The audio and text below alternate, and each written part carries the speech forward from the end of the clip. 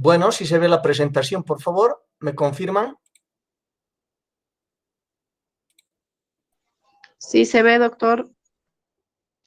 Bueno, gracias. Bueno, vamos a continuar con fracturas en cuanto al trauma de miembros tanto pélvicos como torácicos. Cuando estamos hablando de una fractura, estamos hablando de la ruptura de un hueso a causa de fuerza de torsión, o sea que el pie se queda trabado y el cuerpo gira en otra dirección y obviamente puede existir una fractura. Violencia indirecta puede ser por un golpe a través de una fuerza, una energía cinética.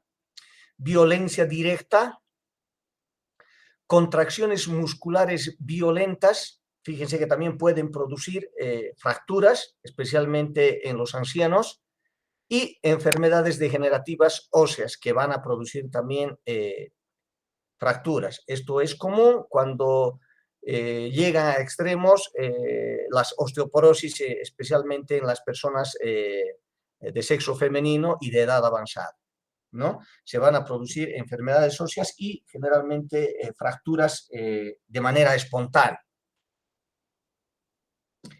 Vamos a hablar de dos tipos de fracturas, cerrada o simple, cuando no existe exteriorización de los extremos de los huesos. Es más fácil, obviamente, de tratar y tiene menos complicaciones. Si en una radiografía podemos observar una fractura sin desplazamiento, muchas veces la inmovilización solamente va a hacer que esta fractura cierre rápidamente, ¿no? Y pueden existir también abiertas o expuestas con heridas de la piel y se exterioriza los extremos de los huesos. Acá estas fracturas obviamente se las llaman compuestas o complejas porque no solamente tiene una solución de continuidad del hueso, sino también los músculos, tendones, articulaciones, nervios, vasos grandes, etc. Por lo tanto, este tratamiento es más de un manejo multidisciplinario, ¿no? No nos olvidemos que en los accidentes de tránsito generalmente tenemos este tipo de lesiones. Sin embargo, hay que considerar que un torniquete bien llevado a cabo nos va a parar esa hemorragia y nos va a poder ayudar a poder llegar a este paciente a un centro hospitalario donde se pueda hacer el tratamiento ya definitivo. Dentro de los torniquetes podemos manifestar también que hasta ahora en algunos casos es controversial. ¿Controversial por qué? Porque obviamente producen en un manejo exagerado, con un tiempo prolongado, los torniquetes producen lesiones tanto musculares, de los nervios y de los vasos también, ¿no? Entonces, por eso es que muchos no utilizan. Ahora, bien llevado a cabo correctamente, ¿sí? Con tiempos no más de 60 a 90 minutos, especialmente cuando queremos cirugías exangües sin sangre, estos procedimientos van bien. No nos olvidemos de que hay lesiones de este tipo con consecuencias de por vida, ¿no? Por lo tanto, hay que saber manejar los torniquetes. Vemos acá los tipos de fractura que podemos tener. Oblicua, solamente el hueso, ¿sí? Sin un desplazamiento, estas lesiones como habíamos manifestado, solamente inmovilizándolas, ¿sí? Cuando no existe más de 1 o 2 milímetros de separación, obviamente pueden ir muy bien. Bien inmovilizado este paciente es reposo, dieta rica en calcio, puede curar en 21 días y a veces hasta en un mes. Va a depender la actividad y la dieta que pueda tener este paciente. Estas fracturas conminutas donde ya hay fragmentos óseos, obviamente que hay que considerar dos posibilidades, ¿no? Fijarlos estos fragmentos óseos o muchas veces retirarlos los fragmentos óseos, porque un fragmento óseo, ¿sí?, que no pueda tener irrigación puede morirse y puede causar a la larga complicaciones en la cicatrización de estas heridas. Fracturas espirales, obviamente también, donde tenemos una fractura que da la vuelta a todo el hueso en la parte diafisaria y que hay que tomar en cuenta para poder fijar adecuadamente más de uno, con placas o tornillos, ¿no? Actualmente los traumatólogos tienen una serie de artefactos para poder arreglar este tipo de fracturas, sean clavos, tornillos, placas, ¿no? Hacen enclavamientos intramedulares con tornillos fresados y sin fresa, o sea, bastantes procedimientos, ¿no? Inmovilizadores externos, o sea, una serie de procedimientos, pero cada uno de ellos también tiene sus complicaciones. Y finalmente, una fractura compuesta, como en este caso habíamos manifestado en la anterior figura, donde aquí no solamente está comprometido el hueso, sino también músculos, obviamente, tendones, ¿sí? Vasos y nervios, ¿sí? Este tipo de fracturas generalmente son de manejo multidisciplinario, no solamente con el traumatólogo, ¿no? Muchas veces hay que buscar la ayuda de un vascular que nos pueda solucionar algunos vasos grandes.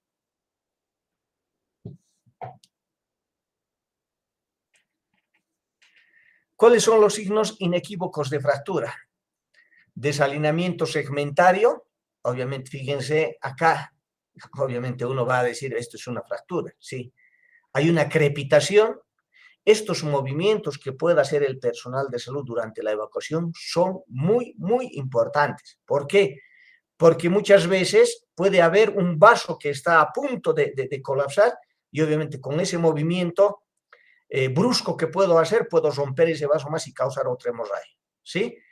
Una movilidad anormal, obviamente ese paciente no mueve bien el miembro, ya sea pélvico o torácico, y cuando existe exposición ósea, estamos hablando, obviamente, sin equivocarnos de una fractura, y hay que mandar con un diagnóstico fractura con interrogación siempre para que el traumatólogo, el personal del hospital, el que recibe, pueda tomar en consideración todas nuestras apreciaciones y obviamente toda la escena en la cual se ha producido el trauma. Signos de sospecha de fractura, las síncopes que generalmente se llaman, pain cuando está con dolor, ¿sí?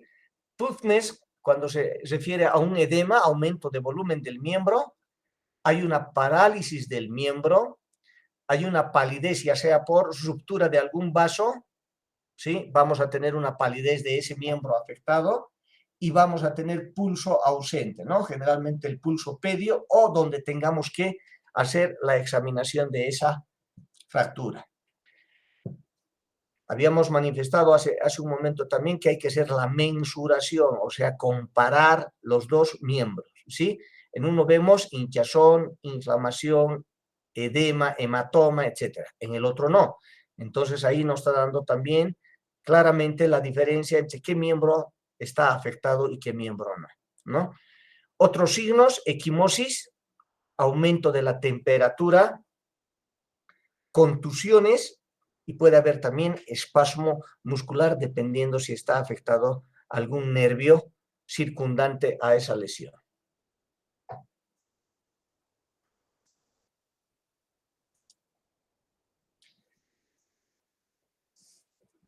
Cuando existen lesiones vasculares, obviamente vamos a ver hemorragia externa activa. Y ahí vamos a definir si generalmente estamos frente a un sangrado, ya sea venoso o arterial. Cuando va a ser arterial, obviamente vamos a tener un sangrado pulsátil. Y cuando es venoso, obviamente en napa y es mucho más oscuro. Los sangrados arteriales generalmente hay que tratar de cohibirlos porque nos pueden llevar a un shock hemorrágico, ¿no? Vamos a tener pulsos anormales, ¿sí? Dependiendo dónde ha sido el trazo fracturario y que está queriendo obviamente compensar la frecuencia cardíaca, la llegada de sangre al miembro afectado. Vamos a tener una palidez, dependiendo si hay lesión vascular, ya no va a llegar a ese miembro adecuadamente.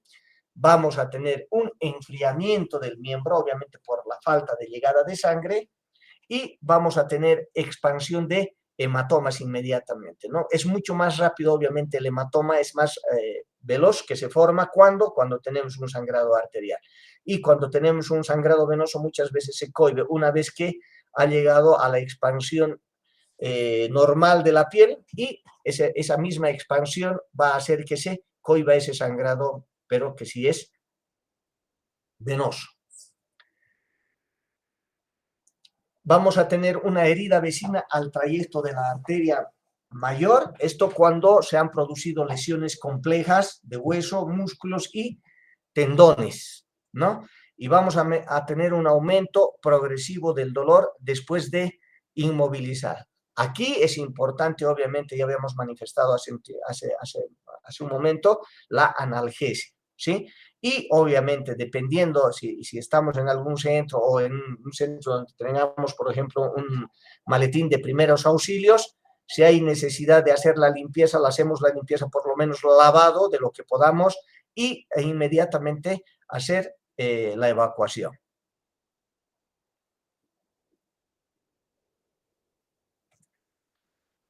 El tratamiento, obviamente, para este tipo de lesiones, para nosotros, para el personal de salud, ¿sí? Para el personal que va a recibir o que va a estar en el momento del trauma, es la inmovilización, ¿no? Bueno, estos son tipos de inmovilizadores que tenemos. Sin embargo, también ya habíamos manifestado, se puede hacer férulas de cartón, como vamos a ver seguramente en la clase práctica, o hay algunos inmovilizadores también de otro tipo, de fibra de vidrio, que obviamente tienen, o hay inmovilizadores neumáticos también que se tienen actualmente, ¿no? Entonces va a depender lo que podamos tener. Si no, obviamente hay que improvisar inmovilizadores con cartón, un cartón y un vendaje con lo cual podemos hacer la evacuación de ese paciente. ¿Esto qué va a causar? Obviamente el alivio del dolor, ¿sí?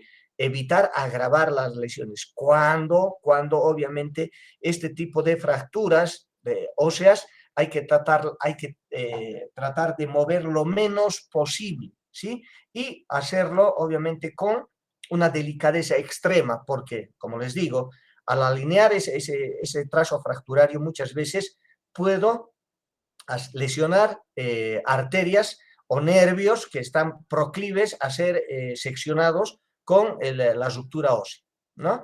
Y finalmente, controlar la hemorragia, siempre para evitar un shock hemorrágico. Hay que, de ser posible, hay que utilizar un torniquete, ¿no? Hasta la llegada al hospital. Los torniquetes bien llevados a cabo, obviamente, no más de 1 hora cerrados y obviamente volverlos a hacer sangrar un poquito, otra vez cerrarlos, entonces, dependiendo el tiempo que nos va a costar llegar al hospital o al centro de salud más próximo.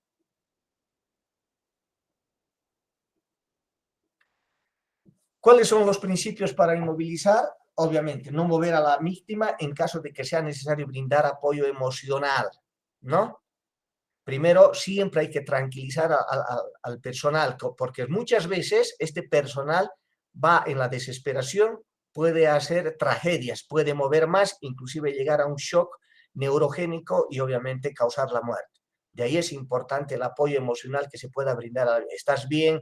Vamos a hacer inmediatamente, está parada la hemorragia, hay que tratar de aliviar esa tensión que tiene ese paciente en el momento del trauma, ¿no? Controlar el pulso, la sensibilidad, ¿sí? El llenado capilar, ver ese momento, el llenado capilar distal y obviamente hay que ver si tiene motilidad distal, ¿no? Son cosas que tenemos que ver durante la atención en la escena del trauma para que a ese paciente obviamente podemos evacuar y tranquilizar y llevar de la mejor forma posible.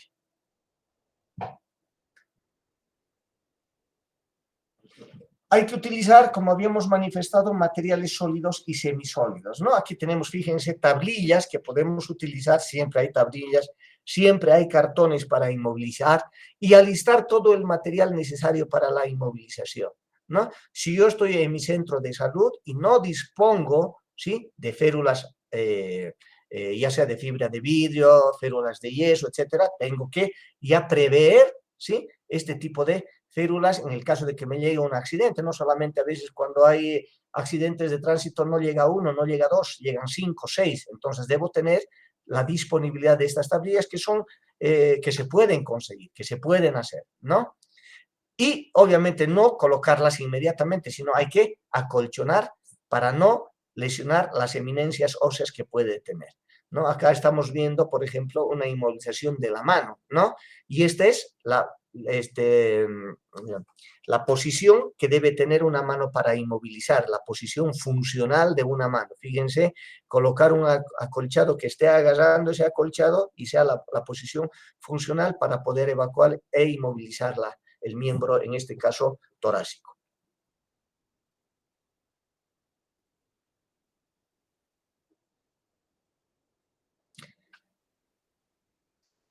Habíamos dicho que la fractura se trata como una luxación igualmente, ¿no es cierto? Primero, obviamente, se trata, en el caso de la luxación, se coloca a su lugar y se inmoviliza. La fractura lo mismo, ¿sí?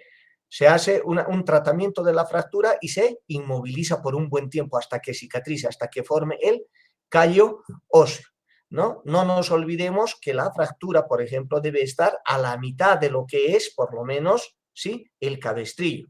¿Sí? Hay que ver la articulación distal para poder mover algo, ¿sí? Y la articulación proximal, ¿sí? Estas dos son importantes para colocar el cabestrillo. E inmovilizar. Esta inmovilización obviamente va a hacer que esta fractura se consolide lo más pronto posible. El movimiento de esa fractura hace que retarde su cicatrización y la formación de un callo óseo. Actualmente, vamos a ver en la parte práctica, ya vamos a tener cabestrillos para diferentes tipos de eventos, ya sea para este tipo de fracturas, de la mano, de tórax, etc. Vamos a tener la oportunidad de mostrarles ese tipo de cabestrillos ya prefijos para que uno solamente abra y pueda colocar, ¿no?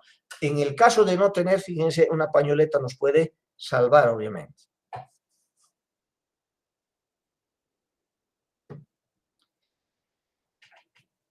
El tratamiento de las fracturas, obviamente, alinear en el caso de no haber resistencia, sí, siempre que hay resistencia dejar y no hacer mayores secuelas, mayores consecuencias, y hay que tratar de no reducir la fractura completamente, ¿no? Hay que tratar de alinear lo que más se pueda sin que tenga, obviamente, resistencia, y ahí hacemos la inmovilización y evacuar.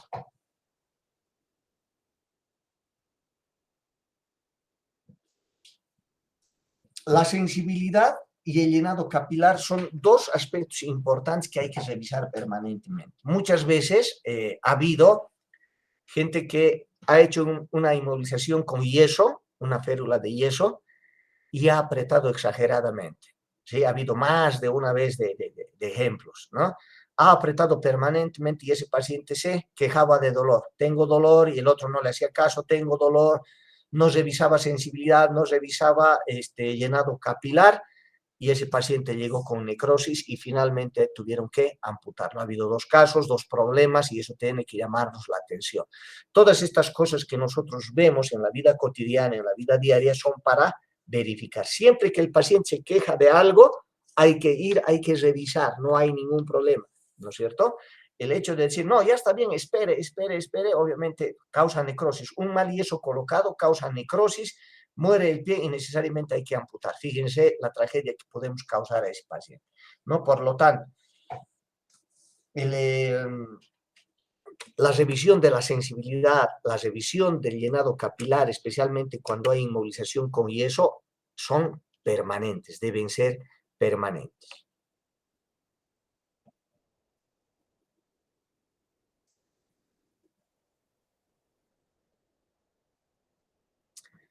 Los tratamientos de una fractura expuesta, el tratamiento es similar a la de fractura cerrada. No reintroducir el hueso, no meter, no hacer movimientos bruscos de manera de no lesionar músculos, nervios y vasos, que son la consecuencia fatal muchas veces de este paciente, ¿no?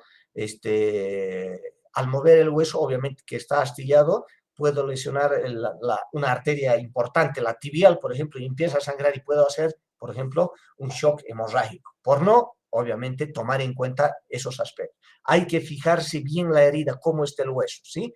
Cubrir el segmento óseo, ¿sí? Para no causar mayor infección, y vendar la herida. Esa es la forma de evacuar. Esa es nuestra función.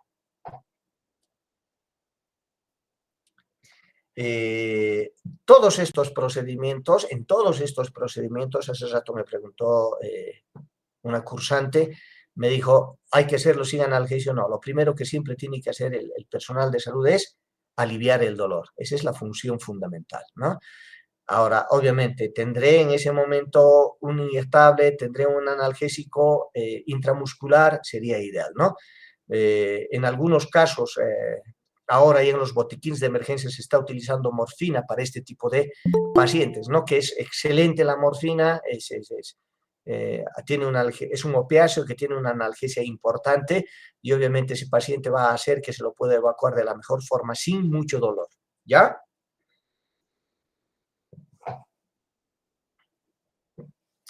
La pérdida de sangre en las fracturas cerradas, cuando hay fracturas cerradas, no debemos minimizar de que este paciente no está perdiendo sangre.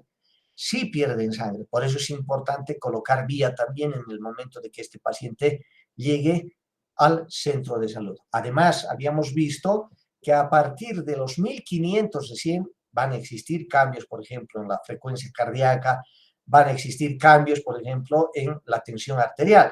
Cuando hay 150, 500, 1000, no existen ese tipo de cambios, pero sí arriba de los 1500. Por tanto, hay que tomar en cuenta este tipo de fracturas. De cúbito y radio, por ejemplo, entre 150 a 250 mililitros o centímetros cúbicos, por ejemplo, ¿no? O sea, no es mucho, pero obviamente hay que considerar, va a ser un hematoma, esta cantidad de sangre. Y muchas veces cuando hace hematoma, cuando son cerradas, hay necesidad de evacuarlos estos hematomas, ¿no?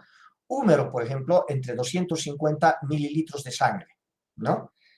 La pelvis, habíamos visto ya en las fracturas de pelvis, del hueco pélvico, estas sí coleccionan gran cantidad de sangre. No se las ve, pero tienen gran cantidad de sangre. Y hay que tomar en cuenta, entre 1500 a 3000 mililitros de sangre. Estos pacientes son bastante propensos a hacer un shock hemorrágico, ¿no? Fracturas de fémur, entre 1000 a 2000 mililitros o centímetros cúbicos.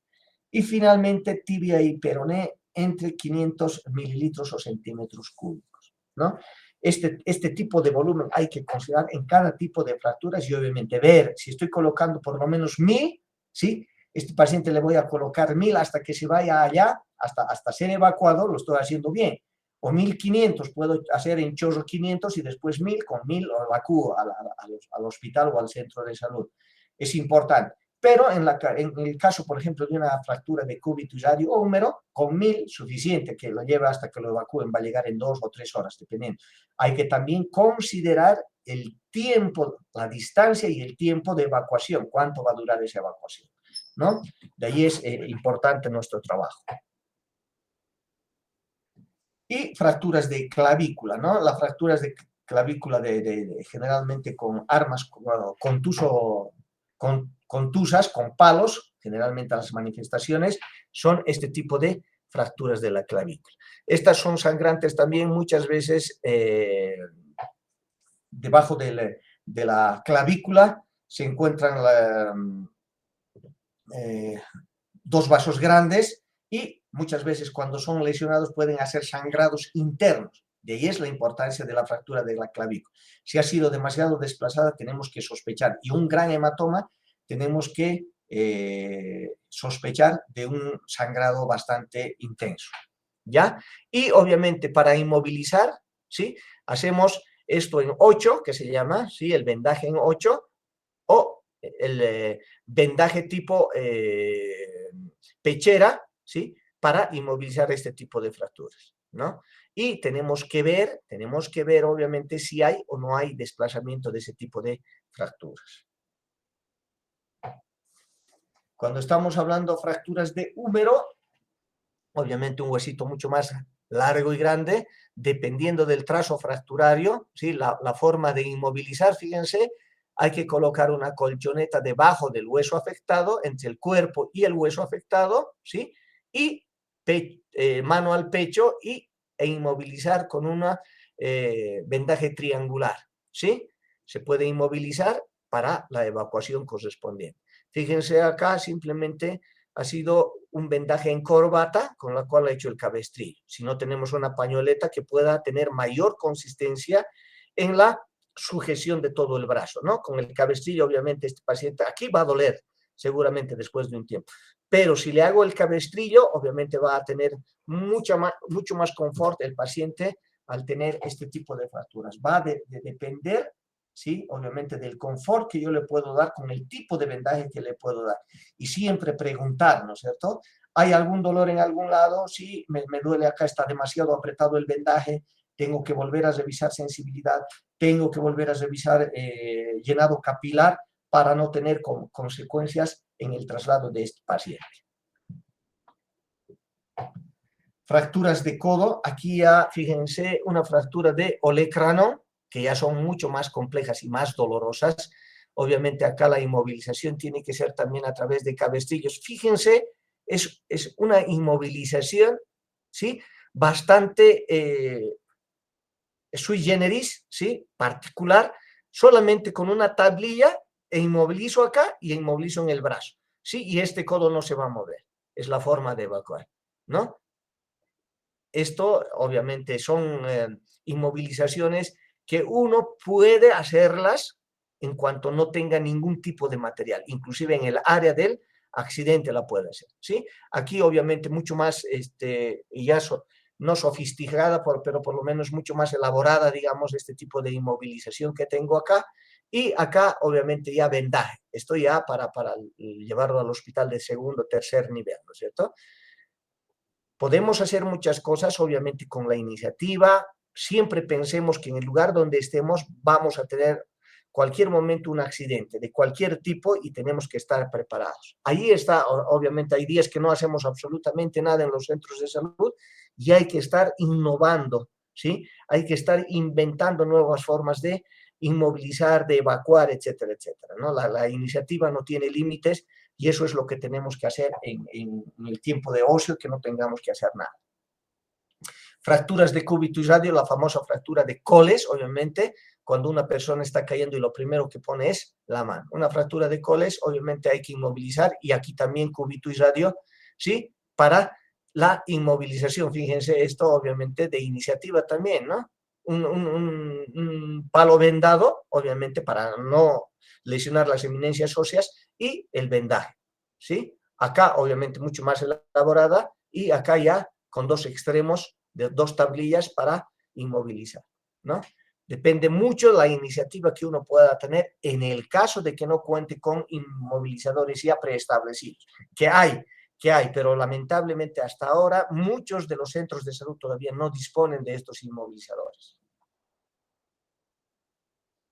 Y fractura de mano, generalmente se produce en el quinto metacarpiano, ¿sí?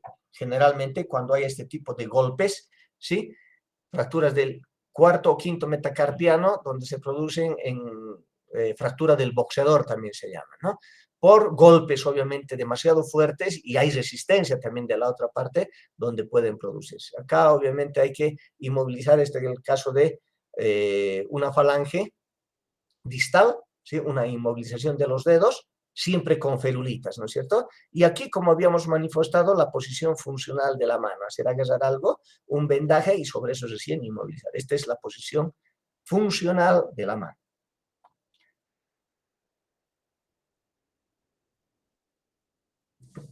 Este tipo de fracturas, obviamente, como la anterior vez ya habíamos visto, pueden ser múltiples, ¿no es cierto? Aquí, primero, fracturas de rodilla, pelvis y muchas veces cabeza, ¿no?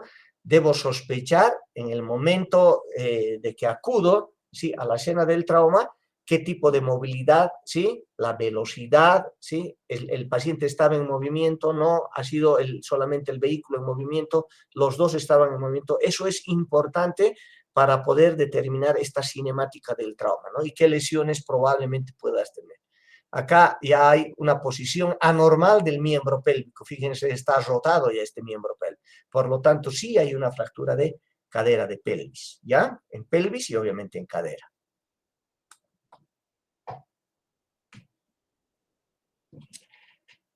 Acá tenemos la fractura de toda la pelvis, ruptura y disminución de la cintura pélvica, ¿no? Es importante. Acá no solamente eso, está el ligamento sacrococcigeo, obviamente, roto. Todas estas fracturas, obviamente, hay que estudiarlas y hay que verlas. En el caso nuestro solamente es inmovilizar y evacuar, ¿no? Pero también es importante el antecedente de que ha sido trauma automovilístico, arrastrado muchas veces 5 metros, 6 metros, eso hay que considerar en el informe médico que uno va a llevar. Y como habíamos dicho, aquí estamos improvisando solamente con una sábana la inmovilización de la cadera y estamos evacuando al paciente. Nuevamente, diferentes tipos de fractura, ¿sí? Del fémur, aquí una longitudinal y una conminuta, diferentes fragmentos. Aquí es mucho más trabajo. Algunas que son muy chicas, obviamente tal vez hay que sacarlas para que no mueran, y o si no, pegarlas, ¿no es cierto? Pegarlas, obviamente, con clavos o tornillos para que, obviamente, no exista muerte del hueso. El hueso, si no tiene irrigación, muere también y puede causar infecciones en la herida o complicaciones en la herida. Los diferentes tipos de inmovilización solamente con cartones, fíjense, para poder inmovilizar, ¿no? La iniciativa en estos casos es fundamental para poder evacuar al paciente. Fracturas de rodilla, hiperextensión, ¿sí? Fractura de rodilla con una hiperextensión, caída. Muchas veces estos son fracturas de los paracaidistas, no hacen los 5 puntos de contacto y ponen de golpe el talón y va a haber este tipo de fracturas, ¿no?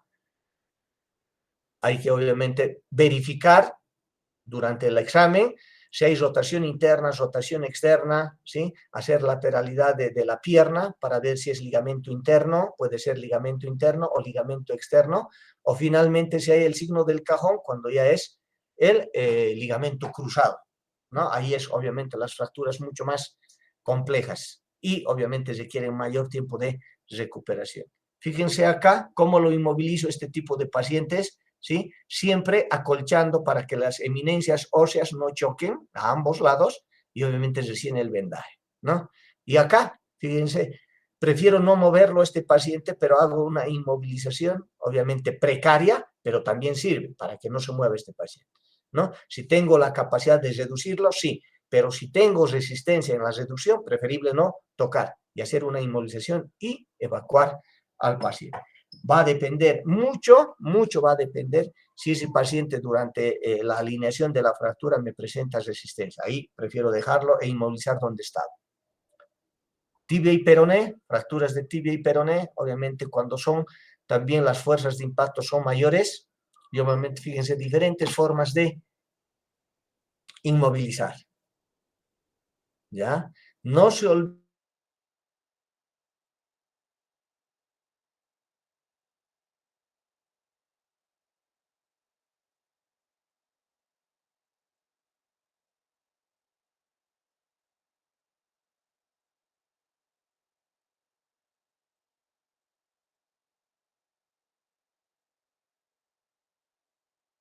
futbolistas, dependiendo cómo ha sido la caída, fracturas de calcáneo o fracturas del paracaidista también se llaman, ¿sí? La forma de inmovilizar siempre con eminencias óseas, cuidando para que no puedan golpear. Acá tenemos al centro, esa es la forma de evacuar. Estamos repitiendo bastante para que se nos queden las imágenes. Y obviamente, una vez finalizada la atención de este paciente, el transporte. Tenemos, creo que en la última clase, sí, la última clase tenemos inmovilización, transporte y extricación. Vamos a tener cómo se inmoviliza, cómo se hace el uso con un ayudante, con 2 o con varios, cómo se inmoviliza y cómo se transporta a los pacientes, ¿no es cierto? Siempre que, obviamente, esté evacuando un paciente, tiene que haber alguien que acompañe al paciente, siempre. Y el informe, indicando la cantidad de medicamentos que hemos utilizado, que hemos hecho, que cuente de la escena del trauma, quiénes estaban, lo que se ha hecho, etcétera, etcétera, ¿sí? En el caso de que exista una extremidad amputada, hay que mandarla siempre en una bolsa plástica lo más estéril, limpia que esté posible. Las nuevitas por lo menos vienen estériles, selladitas, y si se puede, refrigerada. Con hielito se manda, ¿no es cierto? Ahora, si tengo la posibilidad de tener un recipiente estéril y tener solución fisiológica, puedo meter ahí el miembro y mandarlo para que puedan hacer, obviamente, el autotransplante, ¿no? Generalmente no se debe congelar, no congelar y no colocar hielo seco. ¿no? Porque obviamente va a haber infección del hielo seco y obviamente puede causar mayores complicaciones. Esas son las formas de transporte una vez que nosotros hemos atendido al paciente en la escena del trauma. Por favor, si tiene alguien alguna pregunta.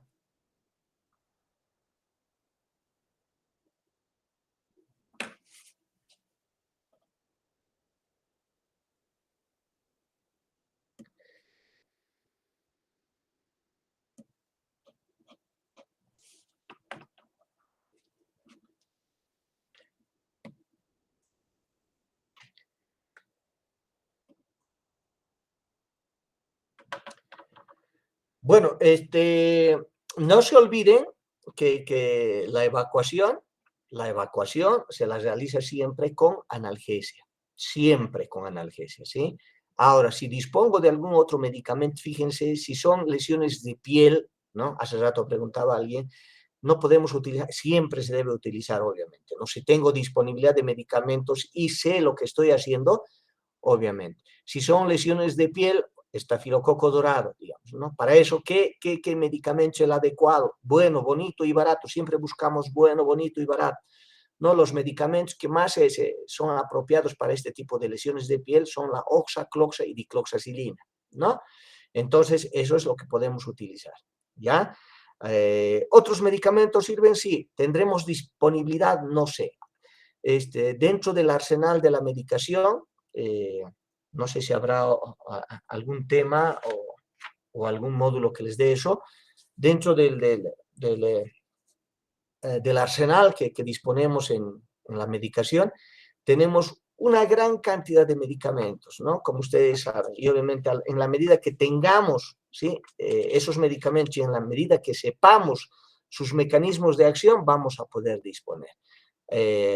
Hay los macrólidos, hay los aminoglucósidos, hay las cefalosporinas de primera, segunda, tercera, cuarta y hasta quinta generación, hay los imidazoles, cualquier cantidad de cada uno hay que saber cómo utilizarlos. No solamente eso, sino también el mecanismo de acción, las acciones colaterales que tengamos, pero fundamentalmente hay que saber qué tipo de germen está. Por eso se utiliza el medicamento.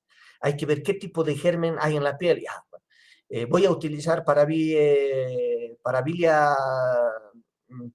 digestiva, ¿no? Un digestivo. ¿Qué tipo de germen predominante? Ya. Voy a utilizar para orofaringe. ¿Qué tipo de germen predominante hay en eso? O sea, esa es la forma de utilizar adecuadamente los medicamentos, ¿no? Porque muchas veces causamos también problemas, no nos olvidemos de sus efectos, como por ejemplo los aminoglucósidos que tienen ototoxicidad y nefrotoxicidad. Entonces, ¿en qué tipo de pacientes? ¿Cómo está la función renal de ese paciente? ¿Le doy, bueno, qué otro medicamento, qué otra alternativa hay? Perfecto. ¿No? ¿Es positivo, es negativo, es aerobio, es anaerobio? De acuerdo a eso, obviamente, utilizo los medicamentos. Bueno, entonces, ¿tengo alguna pregunta, por favor, con toda confianza? ¿Algún comentario?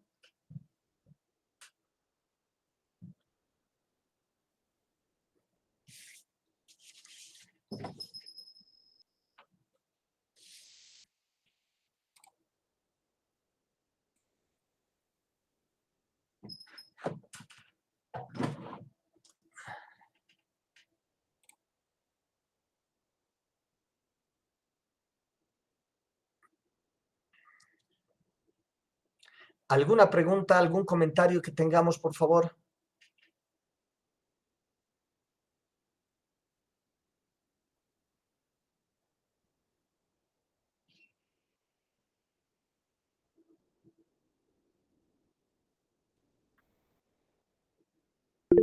Doctor, Sí, adelante. doctor, buenos días. Yo tengo una pregunta respecto a las fracturas.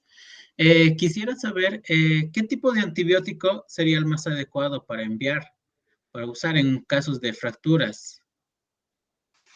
Ya. Bueno, vuelvo a decirles, ¿no? Cuando estamos hablando de una fractura de miembro, cuando hay una disrupción, hay una solución de continuidad en la piel, Los gérmenes que generalmente están en la piel e ingresan al tejido son el estafilococo dorado, ¿no? Ese es el germen que ingresa generalmente. Ahora, el efecto que tiene el medicamento para el estafilococo dorado, ¿sí? Generalmente es la oxacilina, cloxacilina o la dicloxacilina, cualquiera de esas, ¿sí? Utilizo que es específico para el estafilococo dorado. Sin embargo, ¿no? Si yo tengo disponibilidad, ese es por decir, el específico para ese tipo de germen. Sin embargo, que yo utilice, por decirle, si utilizo una cipro y metro, por ejemplo, ¿no? Son medicamentos de amplio espectro, ¿sí? Con ciprofloxacina estoy haciendo positivos y negativos. Y con metronidazol siempre anaerobios, ¿sí? Ahora, anaerobios, ¿por qué? Porque una vez cerrada esa herida, si se ha entrado algún germen anaerobio y está causando infección y lo cierro, ¿no? Y lo cierro, es un lugar cerrado. A eso se llama un germen anaerobio. Se produce su propio oxígeno, el germen, ¿no? Cuando son lugares cerrados, abscesos, por ejemplo, cerrados, siempre debo colocar anaerobio. En el caso ahorita no me convendría colocar metronidazol porque no hay anaerobio, ¿sí? Pero sí cipro para positivos y negativos, estoy cubriendo. Entonces va a depender de la disponibilidad del antibiótico que yo tengo, ¿no? Si tengo estafilococo dorado, va bien lo que les había manifestado, la oxacilina, cloxacilina y dicloxacilina, porque es bueno, bonito y barato. Ahora, un médico utiliza los medicamentos de acuerdo a su experiencia, de acuerdo al germen que está tratando, ¿sí? Si yo tengo, por ejemplo, un germen anaerobio, ¿sí? La pregunta es, si tengo un germen anaerobio, ¿la gentamicina le hará bien? No. ¿La ciprofloxacina le hará bien? No. ¿Sí? ¿Los macrólidos le irán bien? Eritromicina, acitromicina, claritromicina, ¿no? ¿Le harán bien? No. Entonces debo saber que para un anaerobio tiene que ir un medicamento, los imidazoles, por ejemplo, el metronidazol, ¿no? Entonces, porque puedo darle el mejor medicamento de primera, de segunda, tercera, cuarta, quinta generación, pero este es un germen anaerobio, por lo tanto no le va a ir, ¿no? Ahora, si esa herida, por ejemplo, esa herida del pie, más allá de la cirugía del quinto, del sexto día, por decirle, está con tutores externos, con fierros, ¿no? Esos fierros que se ponen para estabilizar la fractura. Tutores externos se utilizan. Está atravesando la piel, está atravesando el músculo hasta llegar al hueso para mantener estable la herida, ¿no? Y resulta que de un tiempo me está saliendo pus de esos tutores externos. Entonces ahí sí tengo que colocarle un germen anaerobio, para un germen anaerobio, ¿no? Entonces, no solamente, obviamente, no será bueno un macrólido, no será bueno un aminoglucósido, no será bueno, o sea, ninguno de ellos, sí un específico para un anaerobio. No sé si está contestada la pregunta, Carlos. Rafael. Muchas gracias, doctor. Sí, sí, sí está contestando. Muchas gracias. ¿Alguna otra pregunta, algún comentario más, por favor?